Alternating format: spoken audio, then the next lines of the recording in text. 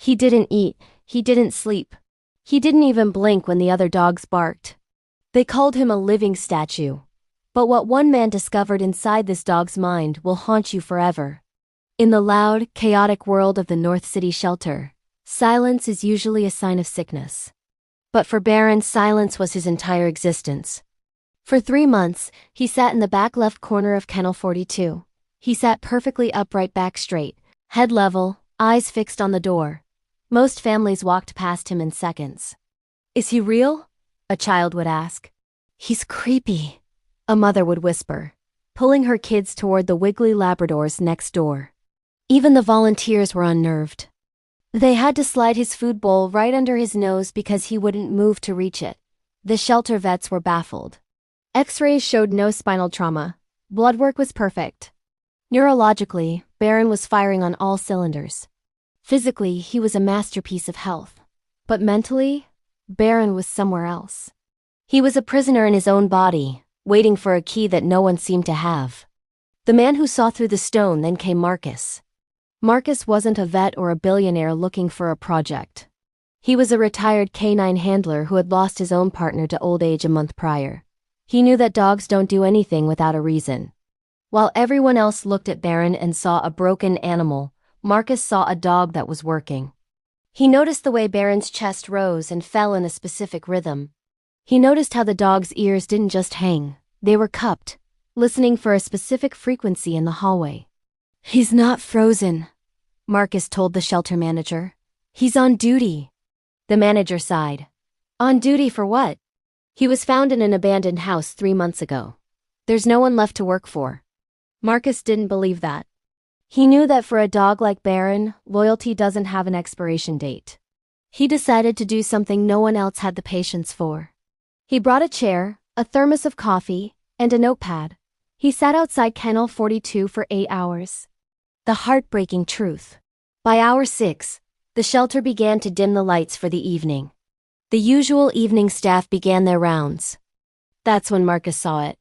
A mail carrier walked past the window outside.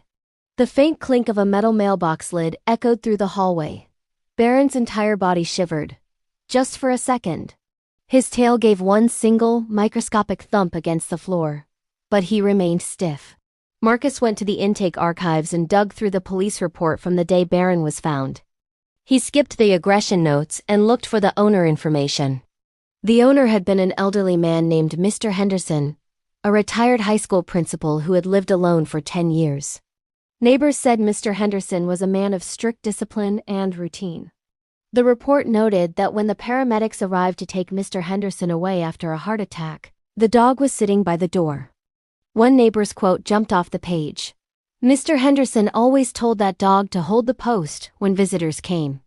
The dog wouldn't move an inch until he was told it was okay." Marcus felt a lump in his throat. Mr. Henderson never came back from the hospital. Baron wasn't a statue. He was a good boy who had been told to hold the post 3 months ago. And he was still waiting for his master to tell him the job was done. The release moment. Narrator. The next morning, Marcus asked the manager to let him inside the kennel. He didn't bring treats. He didn't bring a toy. He walked in, stood at attention in front of Baron, and looked him directly in those tired amber eyes. Marcus took a deep breath. His voice was firm, yet filled with a father's kindness. He spoke the words Baron had been aching to hear for 90 days.